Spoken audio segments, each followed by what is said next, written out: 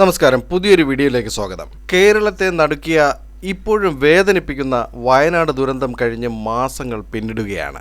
ദുരന്തബാധിതർക്കുള്ള ധനസഹായവും പുനരധിവാസവും നീളുകയാണ്. കേന്ദ്രത്തിന്റെ സഹായത്തിനായി ഭരണപക്ഷവും പ്രതിപക്ഷവും ഒരുമിച്ച് ആവശ്യപ്പെട്ടിട്ടും ഒന്നും നടക്കുന്നുമില്ല.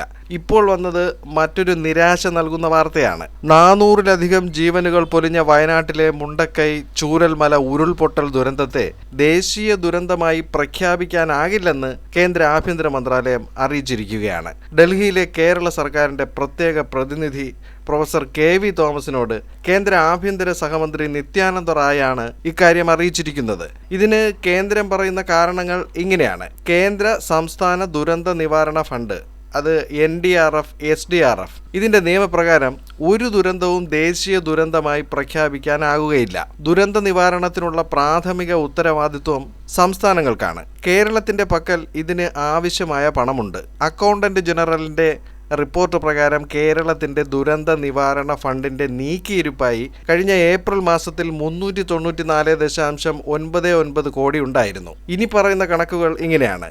2024-25 സാമ്പത്തിക വർഷത്തിൽ ദുരന്ത നിവാരണ ഇനത്തിൽ 388 കോടി രൂപ, അതിൽ കേന്ദ്ര വിഹിതമായി 291.20 കോടിയും സംസ്ഥാന വിഹിതമായി 96.80 കോടിയും അടങ്ങിയിട്ടുണ്ട്. ഇതിലെ ആദ്യ ഗഡുവായി 145 കോടി ജൂലൈയിലും രണ്ടാം ഗഡുവായി 145.60 കോടി ഒക്ടോബറിലും മുൻകൂറായി കൈമാറിയിരുന്നു. കൂടാതെ NDRF ചട്ടപ്രകാരം നൽകുന്ന സാമ്പത്തിക സഹായം ദുരിതാശ്വാസമാണെന്നും അത് നഷ്ടപരിഹാരമല്ലെന്നുമാണ് കേന്ദ്രം നൽകിയ കത്തിൽ ഇപ്പോൾ പറയുന്നത്. വയനാട് ഉരുൾപൊട്ടലിനെ ദേശീയ ദുരന്തമായി പ്രഖ്യാപിച്ച് സഹായം നൽകണം എന്ന് ആവശ്യപ്പെട്ട് കഴിഞ്ഞ ഓഗസ്റ്റ് 2 മുഖ്യമന്ത്രി പ്രധാനമന്ത്രിക്ക് കത്തയച്ചിരുന്നു. അതിനുള്ള മറുപടിയാണ് ഇപ്പോൾ വന്നിരിക്കുന്നത്. ദുരന്തത്തിന് ശേഷം കേന്ദ്ര സർക്കാർ ഫലപ്രദമായി ഇടപെട്ടുവെന്നും പ്രധാനമന്ത്രി ദുരന്തഭൂമി സന്ദർശിച്ചതും കോഴിക്കോട് കളക്ടറേറ്റിൽ അവലോകന യോഗത്തിൽ പങ്കെടുത്തതും കത്തിൽ സൂചിപ്പിച്ചിട്ടുണ്ട്.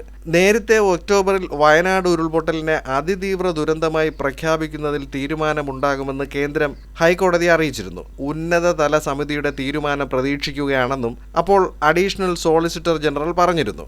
ഇത് അതിതീവ്ര ദുരന്തമായി പരിഗണിക്കണമെന്ന് അമിക്കസ് ക്യൂറി നൽകിയ റിപ്പോർട്ടിലും ആവശ്യമുണ്ടായിരുന്നു. അതിതീവ്ര ദുരന്തത്തിൽ പെടുത്തിയിരുന്നെങ്കിൽ ദുരിതാശ്വാസ സഹായത്തിൽ വർധന ഉണ്ടാകുമായിരുന്നു. ദുരന്തത്തിൽ നഷ്ടമായ ജീവനുകളുടെ എണ്ണം, കന്നുകാലികൾ, വിളകൾ, സ്വത്ത്, തകർന്ന പാലങ്ങൾ, റോഡുകൾ, കെട്ടിടങ്ങൾ, ഇവയുടെ എല്ലാം മൊത്തത്തിലുള്ള നഷ്ടം കണക്കാക്കിയാൽ വയനാട് ദുരന്തം തീർച്ചയായും അതിതീവ്ര ദുരന്ത ലിസ്റ്റിൽ പെടേണ്ടത് തന്നെയാണ്. ദേശീയ ദുരന്ത നിവാരണ നിയമത്തിലെ വ്യവസ്ഥകൾ പറഞ്ഞ് കേന്ദ്രം വയനാട് ദുരന്തത്തെ ലഘൂകരിക്കുന്നതാണ് ഇപ്പോൾ കാണുന്നത്.